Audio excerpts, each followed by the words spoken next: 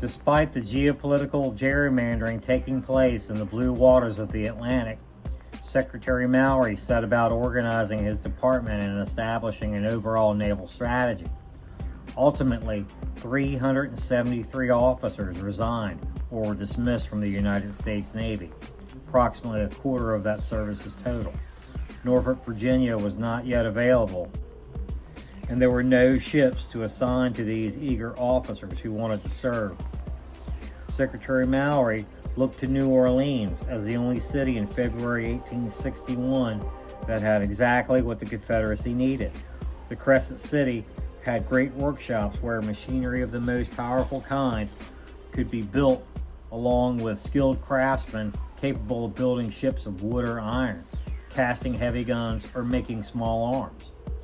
It was the Confederacy's largest city and most productive port, boasting 33 steamship companies in 1860. Mallory wasted no time and sent 3 officials, Captain Lawrence Rousseau, Commander Ebenezer Farrand, and Lieutenant Robert Chapman, to find civilian ships that held promise for the conversion into warships.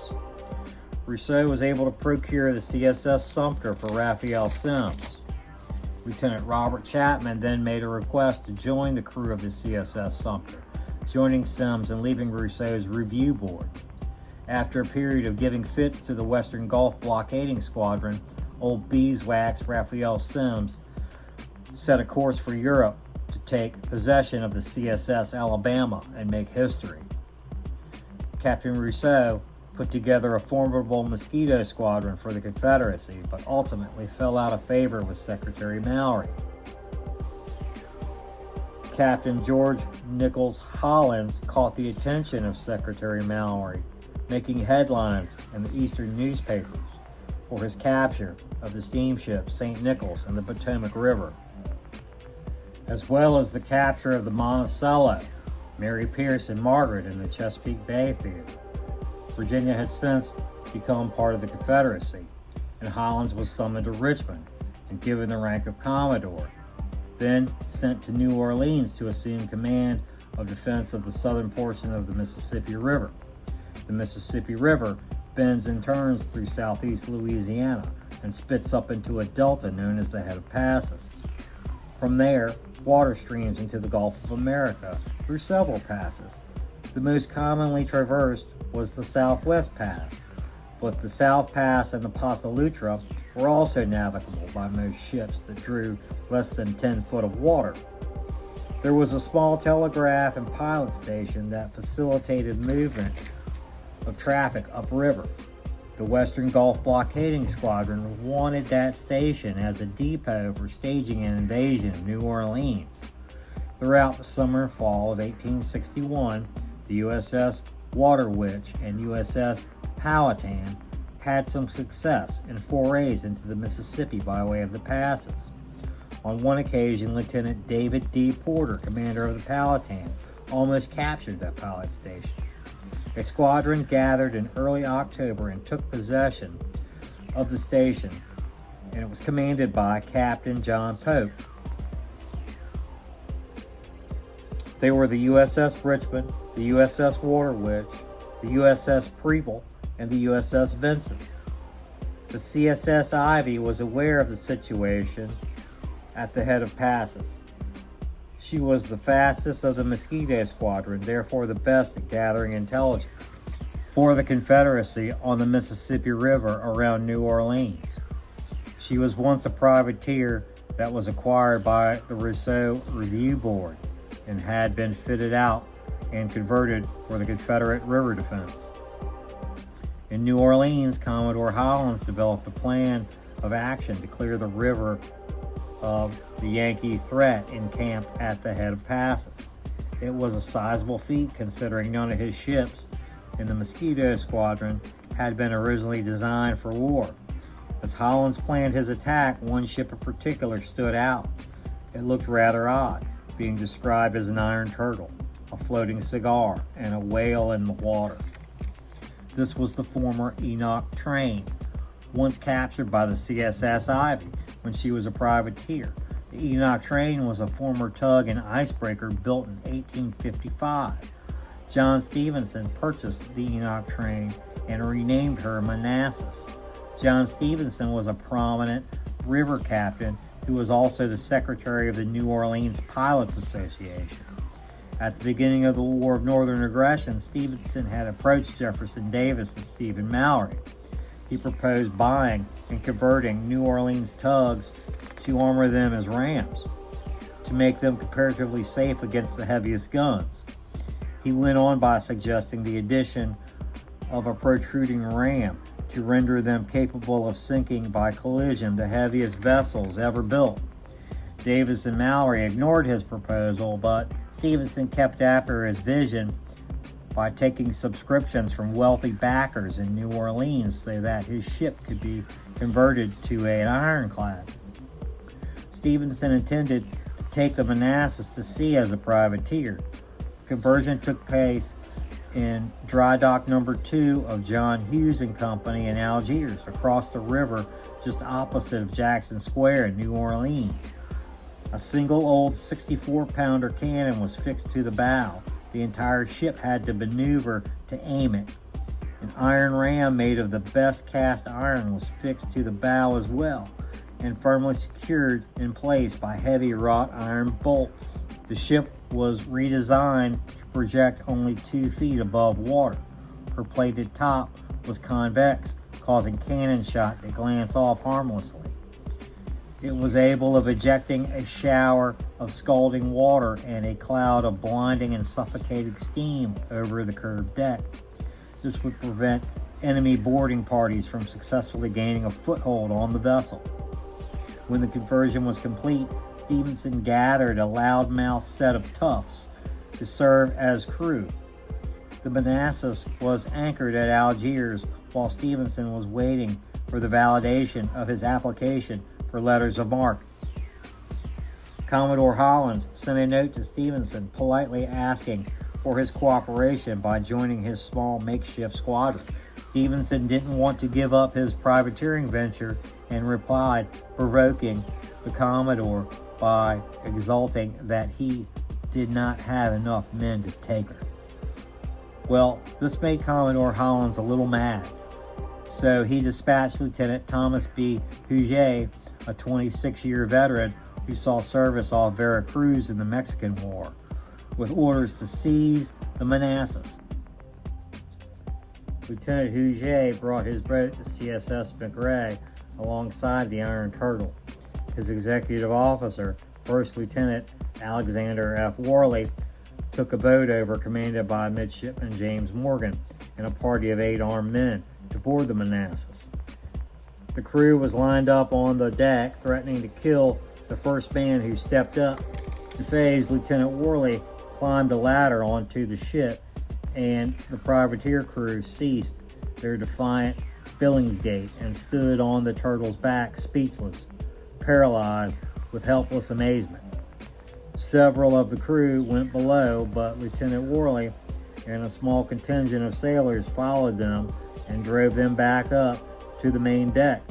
The McRae sailors then drove them ashore, some of them jumping overboard and swimming for it.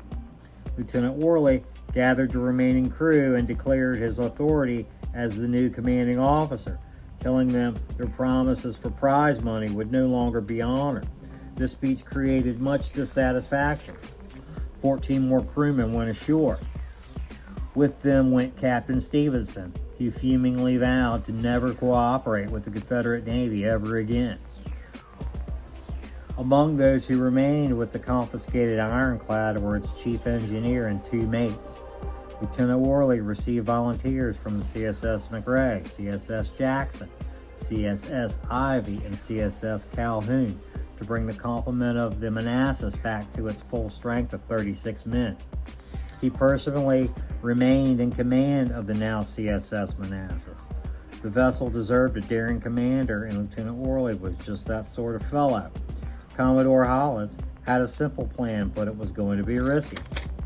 The CSS Manassas would steam ahead of the squadron in the early morning fog with the objective of breaking through the Union perimeter and ramming the largest Union warship at the head of passes. Lieutenant Worley would then launch a rocket to signal success. Upon seeing the signal, the Confederate Mosquito Squadron would release several incendiary rafts downriver to create panic amongst the Union ships. With the onset of commotion, Commodore Hollins made ready for his squadron to then close with the enemy and open fire, either sinking the enemy vessels or driving them from the head of passes. At midnight, October 12, 1861, the moon set, leaving the night pitch black, and Commodore Hollins ordered his ships to weigh anchor and slowly proceed downriver. Captain Pope ordered his ships to recall earlier that night, feeling confident their success would remain uncontested. There was no advanced picket boat upriver to warn of enemy maneuver. The most advanced picket was a few sentries on board the Frolic. She was a recently captured blockade runner anchored a few hundred yards upriver of the USS Richmond and the USS Preble. Captain Pope's oversight played into Commodore Hollins' plan. Lieutenant Worley steamed slowly downriver until he laid eyes on a Union ship. The CSS Manassas slipped past the picket schooner. Lieutenant Worley then gave the order to fire up the boilers and increase speed. There had been a concoction set aside for this moment. It was made from tar, tallow, and sulfur that the chief engineer threw into the furnace. The commanding officer on board the USS Preble was awoken by the night watch.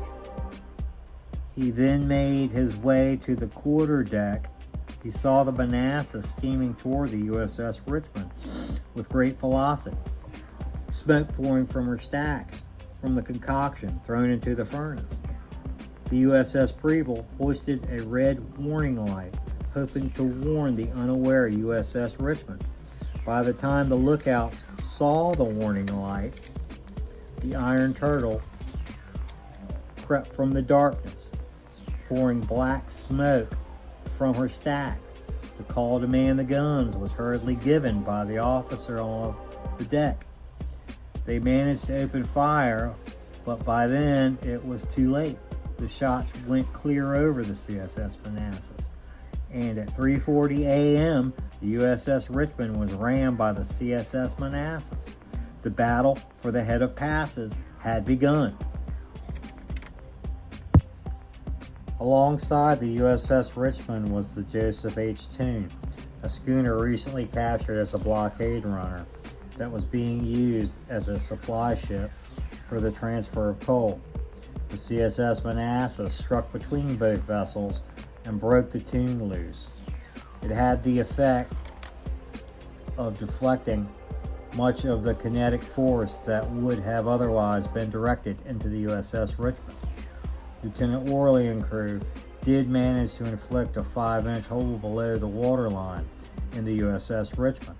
The impact managed to fracture the ram, leaving a third of the ram's prow torn off. Master Sardine Stone, acting under orders from Lieutenant Worley, made his way to the weather deck and lit the signal rocket. In the excitement, Master Stone burned his hand and dropped the stick. The rocket went sizzling down into the hold, burning Petty Officer John McGaddock. Panic struck the crew briefly, thinking the signal rocket was an enemy shell. Lieutenant Worley calmed the crew while Master Stone recomposed himself and fired off another signal rocket. Commodore Hollins gave the order to release the fire rafts. As planned, the first incendiary approached the USS Preble while the ship was weighing anchor. They slipped the anchor chain, abandoning it to maneuver away from the rafts coming downriver. The rafts missed all their targets, but they did cause the desired effect of fright and confusion. Commodore Hollins' plan was working despite mixed results. On board the USS Richmond, Captain Pope ordered his ships to weigh anchor and make way for the Gulf by way of the Southwest Pass. The Confederate squadron closed the distance and opened fire, adding insult to injury, creating even more confusion.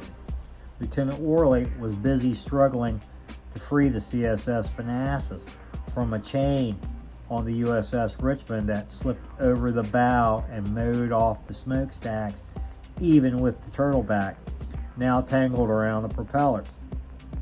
While trying to back off the USS Richmond, the CSS Manassas, Captain Pope's guns fired and found their mark 3 times. One shot made a small dent in the armored deck. The second broke the flagstaff. The third shot slammed into the remnant of the smokestack and smashed against the vent of the first smokestack that was sheared off. With the vents blocked, the ironclad quickly filled with smoke. Chief Engineer Hardy grabbed an axe and cut away the wreckage blocking the vents, while Lieutenant Worley ordered the rest of the crew to the main deck to prevent suffocation. As the CSS Manassas drifted, it eventually ran aground, and the CSS Tuscarora met the same outcome, trying to maneuver around the Manassas. The rest of the Mosquito Squadron moved downriver to engage the enemy. As the Union squadron retreated, disaster struck as both the USS Richmond and USS Vincent ran aground on the bar of the Southwest Pass. The USS Peeble grounded briefly, but her sailors, after 2 or 3 rolls, worked herself over the bar.